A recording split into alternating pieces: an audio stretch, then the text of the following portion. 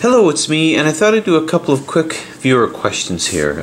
This one comes from David Guslini, and this is regarding a ghost cube, and this is the configuration that he has, and I'm trying to get it as similar as possible so you can see that he's got all of the edges in, but the corners are, well, they're just not right. It turns out they're in the right place, but they're not rotated correctly. And what David says is, good afternoon, my name is David and I'm from Italy. I'm sending you this mail in order to ask you about my ghost cube. As you can see, the edges of the last layer are solved. Corners are in the right place, but they are turned in the wrong way, and I don't know how to turn them. What can I do? I hope you will answer me soon. Thanks in advance. So, as you can see, he's right. He did a good job with everything else. I can't really see the rest of the picture, but I assume it's all right. And he did a great job with these here. It's just rotating these. So, when doing a 3x3, I guess my assumption is that you're solving a 3x3 a little different than I do, because this step, now that you have these here, is just a matter of orienting the last layer. So in order to orient this, all you have to do is borrow on a characteristic of all 3x3s in terms of the parity of the puzzle.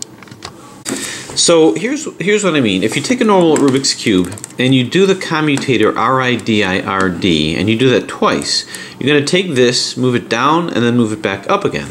So if I were to do well, actually I'll do the blue side since I'm used to that being the last one. If I do RIDIRD, I've now taken this blue one and I've moved it down here, and I've kind of flip-flopped these guys over here. It caused a bunch of other issues to happen, but don't worry about that now. If I do it again, I'm going to move it back up here, but it's going to be rotated in a different direction. RIDIRD. So in doing that, you see this is now back up here, but you see it's rotated. Now you also notice that I've caused some issues here. This has been, this is now out, this is out. So these parts here are also out. Now that's doing that set once. One set is 2 RIDIRDs to bring it down and then bring this back up again. Let's do another set and see what happens. RIDIRD brings it down here. Now let's bring it back up. RIDIRD. What you see, I've now brought it back up, but it's rotated yet again. So the blue started up here, went to here, and now it's over here. And you can see I did horrible, terrible things over here. So that was the second set. If you do the third set of RIDIRD, you're going to rotate this again, but you're going to rotate this back in correctly, in the right place, and then you're going to see the magic happen down here. RIDIRD brings it down, and again, RIDIRD brings it back up. So what you saw, that 3 sets of RIDIRD, and one set is doing it twice to bring it down and back up again, brings us back to its original place, and everything else gets back to its original place as well. But it's a way of taking this and rotating it around if you didn't care about anything else that's going on. Now here's something that's interesting. If I do 3 sets of RIDIRD, I'll always return this right back to where it started from, the first layer and the second layer. And the end result is doing variable rotations of these corners. And as long as I do 3, the first 2 layers will go back. So here's what I mean. Let's do one set of RIDIRD here. RIDIRD. That's one set where I moved it down and back up again. Now what I'm going to do is these middle layers don't care at all what I do with the top layer. So now I'm going to move this one in, and I'm going to do RIDIRD. I'm going to do 2 sets of that. That should get this back and keep these rotated. Now notice this rotated here clockwise. I'm sorry, counterclockwise. I'm going to put a U in position, put this over here so this has not moved, and do it twice. RIDIRD. That's 1. You see it's rotated up over here. Let's do it again. RIDIRD. That was a total of 3 sets, and look what happened. The bottom got rotated back. These got rotated in variable directions. But as long as I do it 3 times, it doesn't matter how many times I turn the U or what I do with that. So if I wanted to get this back, I'm going to go RIDIRD. That's 1 set. RIDIRD. That's 2 sets, and you can see this is rotated back. Now if I'm going to move this in, I know 1 set is going to rotate this in and is going to put all of this back. Because I did 2 sets here, 1 more will be 3 sets. RIDIRD, and that brings it back. So let's do 3 sets again, but let's do it all around. Let's do it with 3 edges. RIDI, RD, RIDI, RD. That's 1 set. Move this corner in. RIDI, RD, RIDI, RD. Okay, that's 2 sets. I've rotated this. Now let's do one more U move. Let's move this in for 1 more set, which should get the middle back, and this will be rotated. RIDI, RD, RIDI, RD. And sure enough, these the first 2 layers are back, and now these guys are in where they're supposed to be, but they're rotated. So here's my point. As long as I do 3 RIDI, RDs, I'm going to get this back where it started from. So getting this back in is really no problem. RIDI, RD, RIDI, RD. That was 2 sets. I'm going to move this into place.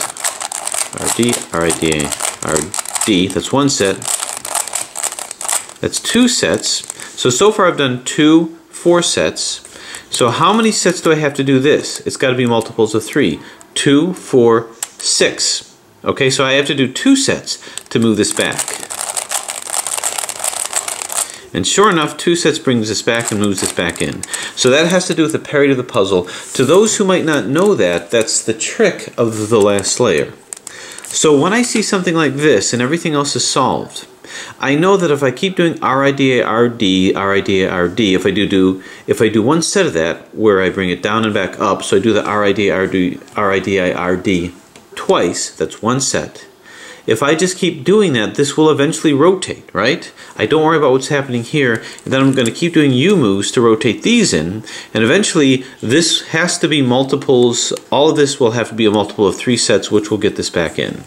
So, that's the explanation, but here's the direct application to do this. I'm going to hold this to my right side and do RIDI, RD until this is rotated correctly. And let's see what happens. So in this configuration that you have, go ahead and hold any one. It really doesn't matter which one. I'm just going to do this one and do RIDI, RD, RIDI, RD. Now, that was 1 set. 1 set is RIDI, RD twice because it moves it down and back up again, and you can see this is rotated correctly. Now what you're going to do is keeping the puzzle exactly where it is. You don't want to change anything here. I'm going to do a U move and I'm going to rotate a corner here. This was 1 RIDI, RD set. RIDI, RD, RIDI, RD to bring it down and up. This, well, keep doing this until it's rotated in the correct position. RIDI, RD, RIDI, RD. Okay, this is rotated correctly, so I'm done. And that was just 1 set that I did. Understand when I say 1 set, I don't mean 1 RIDI, RD. I mean doing it twice to bring it down and up. That's 1 set. Now I'm going to move this in, just like so. Now this is going to have to be multiples of 3. So if this is 1, that's not going to work because I have this left over. I predict I'm going to have to do 2 sets of this and then 2 sets of this. So it'll have a total of 1, 2, 3, 4, 5, 6. That's a multiple of 3. Doesn't really matter if you keep track or not. Just keep rotating this until it's correct. So RIDI, RD, RIDI, RD. Predictably, it's not in yet. RIDI, RD, RIDI, RD. 2 sets put this in. Now, you may have noticed something. When I did just 1 set, the rest of this layer and this layer got back in. And that's because that was a multiple of 3. 1, 2, 3, it was in, but I did 1 more. So now what you're going to do is move this in line and just do RIDI, RD until this is in, and that should put this back solved again. RIDI, RD, RIDI, RD. Not in yet. Do it again. RIDI, RD. And lo and behold, you'll see that these are all rotated correctly. And then you can take yourself out of ghost position and gaze at a solved puzzle. So the whole key with this is you must do 3x3s a little differently, but basically what you're doing is you're doing RIDI, RDs on your corners, And when you get that in, you have to turn the corner so that the next one is on the right side. And you keep doing that until this is rotated correctly, and you keep going all the way around. Just remember, do not turn the puzzle. That's a big mistake I see beginners oftentimes make, is they'll do RID, RD, they'll get this in, and then they'll turn the whole puzzle, and then they're wondering how come the whole thing got scrambled, because you're not supposed to turn the whole puzzle. This has to be in the same configuration, the first two layers. You have to turn the U. If it didn't work, it's because you made a mistake. You said, oh good, I got it in, and you turned the whole puzzle and you totally messed it up. So that's the concept behind that. That's the parity of this puzzle, and that's how you get past that situation. Okay, we then had another question by someone by the name of Han Vo, who showed me this picture. Now, I couldn't really see the top or the bottom, but this is the configuration that he had. And so what he says is, I followed your instructions but could not figure out the last two tiles.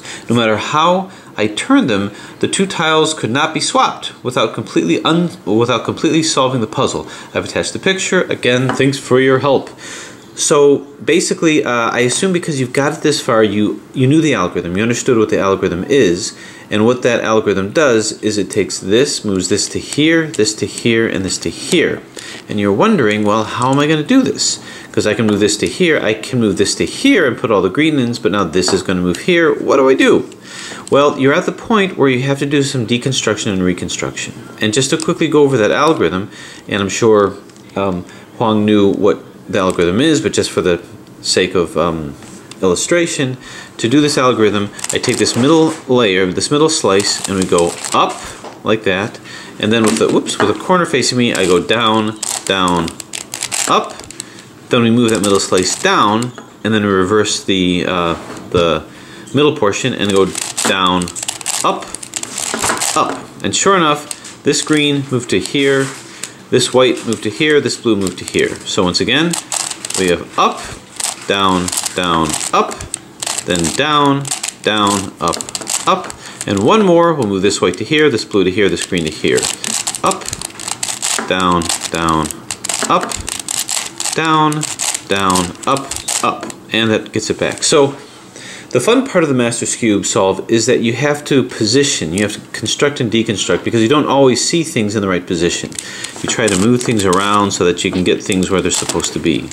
So in the situation that you have here, and this is one of those classic dilemmas at the end, what you need to do is you do want to move this to here. Well, this has to move into a white one, and then the white one has to move here. What I would do is you just need to get either a white one or a green one to be in this space over here. Then by holding it here, or if you can put in this space here, by holding it here, you can start rotating this around. So you just need, you've got two colors to deal with. You want to put one of those two colors into here. Here's how we're going to do that. Take, say, the bottom portion here and move this all the way down here. Okay? What you have is you've got this piece is now ready to come up into this area here. So once again, you have this over here, take this bottom, turn it up to here. Once you've done that, now you're going to take this and turn it up to here. What you've now done is you've moved this so that it can participate with the algorithm here. What you have to do now is you have to remember what you did to get it back, and it was only two moves. What's going to help guide you is you're going to make the red whole again by putting this red corner in. So remember, this is going to come back here and this will come back here. So take this, move this up, and move this across. Now what you're going to do is go ahead and rotate the puzzle so that you have this to the right. And what you're going to do is you're going to do the algorithm to move this to here, this to here, and this to here. Now to solve it, you got to do it twice. If you do twice, this green will end up here, this white will end up here, and this green will end up here. So that algorithm is you go up, down, down, up, and then down, down, up, up. Don't worry, you don't have it scrambled, but you can see this white will go to here and be perfectly happy. This green will find a nice home over here, and this green will be perfectly happy over here. So we're going to go up, down, down, up, down, down, up, up. They've been placed, so I'm going to turn the puzzle back to remember what I was doing. And now this, remember, we're going to make this red whole again with this. So we're going to reconstruct what we did. This will move over here. This will move back here. And as you can see, everything has been placed just fine. What you did is you orchestrated a 3-cycle involving this. This to here, this to here, and this to here. That's how it happened, by taking this and moving it to here and then to here. So it just took some deconstruction and reconstruction, but it looks like you've got the algorithms, and you must have done some reconstructing, but that's what you do when you feel like you need to exchange these two. You don't. You just have to involve one of these or one of these in the exchange. And that's how you get through those. So, by the way, if you have any questions, of course, it always helps to post the pictures. I might not be able to get to the questions that quickly just because my other life sometimes takes over, but I do try to get to as many of them as I can, especially when it comes to solving puzzles from a bizarre scrambled form. The last question, which is going to be a little longer, gave me an excuse to once again pull out this 3 by 5 by 7. And somebody brought up actually a good point. Orange Yoshi, about a week ago, asked the question, is it possible to solve the 3 by 5 by 7 in this way, or rather reduce it to a 3 by 3 in a different way, like the 5 by 5 challenge? I just purchased a 3 by 5 by 7, so I'm curious to try it as soon as it arrives. And the answer is yes, you can solve this by reducing it to a 3 by 3. As a matter of fact, if you do have this puzzle and you don't like the whole parity algorithms, the floppy parities, the brick parities, if you just don't like all of those algorithms, there is a way to solve this that only has, I think, maybe 4 or 5 algorithms, of which the vast majority of those are simply 3 by 3 algorithms. So you're really not adding any new algorithms aside from 3 by 3 algorithms or cuboid algorithms. And it is a way of reducing this to a 5 by 5. So I thought it might be fun to go through the technique of doing that. So let's say you bought this puzzle, you bought this cube, and you decided that without really knowing that much on how to solve even a 3 by 3, you want to solve this without doing any in the most simple way possible. So I'm going to go through a solve of the 3 by 5 by 7 that does not involve any parity algorithms, doesn't involve any brick parity or floppy parity, and you can use this to solve this without getting so fancy with this. It's a much more simple solve, although it is a little bit more time consuming. But before I get into that, I'm actually going to take the opportunity to answer another question, which was by Grote Grazil. I hope I'm pronouncing your name right. He says, hi, SAV, I just bought this one from Trefum, congratulations, and I'm eagerly awaiting its arrival. Is there any chance you'll still be making the mentioned scramble video? Scramble video. So I'm going to go ahead and do that now. This is how I scramble a 3 by 5 by 7, and then we're going to go through the parity-free solve of this to anyone who decides that they would like this. So the first step is the simple 180-degree solve. And there's not much fanciness to this, but what I'm really trying to do to enhance the challenge is I'm trying to separate as many of the pieces as I can, so that not too many are next to each other, like these two that are next to each other, because when I start doing higher order scrambles, I'm not going to be able to unbandage it until I actually start working on the solve. So I'm just moving it around like so, and that's pretty good in terms of 180-degree scramble. The next thing that I do, I'll keep this over here, is I'm going to try to bring these out. Now I could just go like that and be done, but I'm going to do it in a way that it discoordinates it. So I'm going to do a red bolt to bring this out. To R, to B, to U, L, to up, RI, to up, R, to up, to F, R, to F, LI, to B, to R. Now, I move these two up. What I'm now going to do is I'm going to go like this, because what that does is it moves 1, 2, 3 out, as well as this. Then I'm going to do some more 180-degree scrambles. So it's sort of like an asymmetric version of this. And it also lifts these guys in as well. Okay, so after doing that, the next thing I do is I do a brick scramble. Now what I'm doing here is I'm just trying to separate some of these out as much as I can. Okay, the brick scramble is I turn it like this, and then I start moving it in this direction. So I'm just doing 90 degrees across the equatorial side and 180 degrees from top to bottom. What I'm trying to do there is I'm trying to get these long pieces to combine with these short pieces to enhance the scramble. So move this like so, move this here, move this like thus. So you can see this is already bandaged, so I'm not going to be able to separate that out, but that's okay. This is already bandaged here as well. And you can just kind of play around with it. Okay, once I've done that, see this is bandaged here. So if I go like this, maybe move this away like here and here. Okay, so I do that until I think a lot of these longs and these shorts are combined together. Just like that. And I'm gonna go like this. Okay, pretty good, right? Sure, why not? Maybe I can do a little better there. No, maybe not. Bring this like so, and bring that like this. Okay.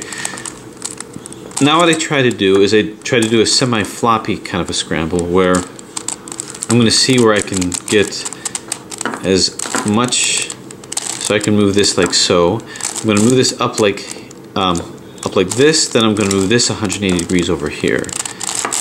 Move this down. So I'm trying to keep scrambling it with as little bandaging as possible, but obviously there's some that are happening. So I'm just moving it down like this 90 degrees and doing 180 degrees in this direction. And then I can also do 180 degrees in this direction over here. This will come down, this will come down. So I'm just trying to make things discoordinate between these edges. Once I think I've separated things out, like I'm doing here and here enough, now I'm going to just go ahead and do my 90-degree scramble, my ultimate shape-shifting scramble in all directions. Just like this. Now, you've made a very wise purchase because Trafen puzzles are very smooth. I've had this puzzle for years and it's been fantastic. I've never had a piece pop. Sometimes the centers come out. I just have to super glue them in. I think maybe he does that so we can retension if we would like.